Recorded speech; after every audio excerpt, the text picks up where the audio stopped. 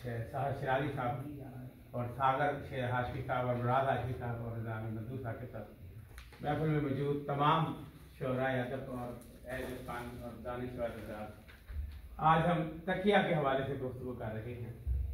तकिया के हवाले से जनाब शाह साहब ने बड़ी अच्छी गुफ्तगू की और अदाद शुमार के हवाले से जो उन्होंने नमूज़ और नुकात बयान किए वो भी काबिल गौर भी हैं और हमारे लिए काबिल फिक्र भी हैं। और जिस अंदाज से उन्होंने वहदत का सफर निकाला है तो देखा जाए तो इस पूरी कायनात में जो एक ही नुक्ता है जो हमारे काम आता है और वो वहदत है। उसका वहदत वजूद की सूरत में सामने आता है और अगर हम इसी पर तकिया कर जाए तो सारी दुनिया हमारी हो जाती है, पूरी कायनात हमारी। इस वहदत वजूद के नुक्ते के गिर्द पूरी कायनात एक प्रकाश की तरह घूमती हुई नजर आती है और यही हमारी शायरा का नुक्ता नजर भी है। तकिया में उन्होंने ऐसे ऐसे मज़ामीन बयान किए हैं, बहूर के हवाले से तो बात हो ही गई, अरूज के हवाले से भी और एक नई सिलसिले सुकन 3 शेरों के हवाले से भी, लेकिन जो मज़ामीन के हवाले से जिसको हम कंटेंट कहते हैं उसमें भी उन्होंने बहुत डेप्थ और गहराई में जाकर ऐसी बातें तलाश की हैं जो सूफिया का मिजाज होता है।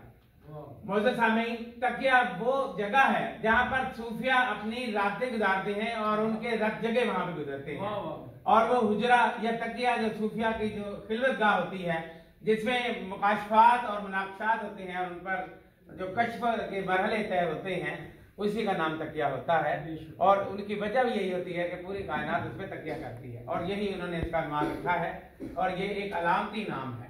इनकी तमाम किताबों के नाम अलामती हैं। जिस मर्जी किताब का आप नाम पकड़ लें, आप देख लें, आपको यूं ही महसूस होगा कि वो किसी किताब का अनुमान रखते हुए बड़ी सोच विचार के बाद और बड़ी तखय्युल के बाद उसका अनुमान रखती है जो कि उसी किताब का अनुमान बन जाता है।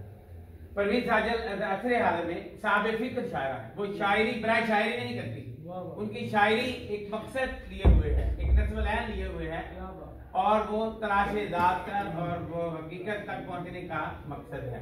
और जब तक शायरी इस मकसद तक नहीं पहुंचती उस वक्त तक अपने मफाहिम और मानी तक नहीं पहुंच पाती और हम उसको मिजाज का रंग देते रहते हैं। लेकिन सिद्दत साहिबा की शायरी हकीकत के मानों में बयान हुई है। मौजूद सामने परवीन सिद्दत साहिबा की इस शायरी में जो कि असर हाज़िर में जो समझिए कि एक अहद की एक दौर की नुमाइंदा शायरी है और जिसको जान कश्मीरी साहबा ने भी उनको अदब की राबिया बसरी करार दिया है, तो ये यूं ही नहीं लक़ब उनको मिल गया। एक बहुत बड़ी बलिया सूफी शायरा जो सूफी हैं जो कि राबिया बसरी रहमतुल्लाह अलैह हैं, जिनके बड़े बड़े मकामात हैं और उनके बड़ी नाज़िल उन्होंने तय की, उनके नाम से इनको मंसूब किया गया कि असर हाज़िर की उर्दू शायरी की उर्दू अदब की राबिया बसरी हैं। तो इसके पीछे इनका एक मुजाहिदा, इनकी रियाजत और इनकी शबर रोज की जो काविशें हैं वो शामिल हैं। और आज के दौर में जब तमाम शायरात में से अक्सर शायरात ऐसी होती हैं जो अपने सादा का कलाम पढ़ रही होती है और सादा की वफात के बाद उनकी शायरी भी बहुत हो जाती है, तो ऐसे में किसी जैनुन शायरा की तलाश करने एक कारेदार नजर आता है। तो यूं महसूस होता है कि जैसे वो परवीन सजल साहब उन चंद आवाज़ों में से एक आवाज़ है जो अपनी आवाज़ आगे बढ़ाती हैं और अपनी बात खुद कहती हैं और अपनी बात करने का सलीका भी रखती हैं। यहाँ पे डॉक्टर आज़ादी साहब ने इस किताब का दिबाचा लिखते हुए उनकी मार्फत और उनकी तसव्वुफ और हकीकत पसंदी को बयान किया है और उनके इन्हीं मज़मून और मज़ामीन और ख़यालात को सामने लाए। मैं 2-3 अशार आपके सामने पढ़ूंगा, उसके बाद मंजूर फराज तहसीन पेश करके आपसे इजाज़त चाहूँगा। वजूद बहरे तगय्युर हबाब सूरत है, वजूद बहरे तगय्युर हुबाब सूरत है कि वास्ता भी हमारा हिजाब सूरत है।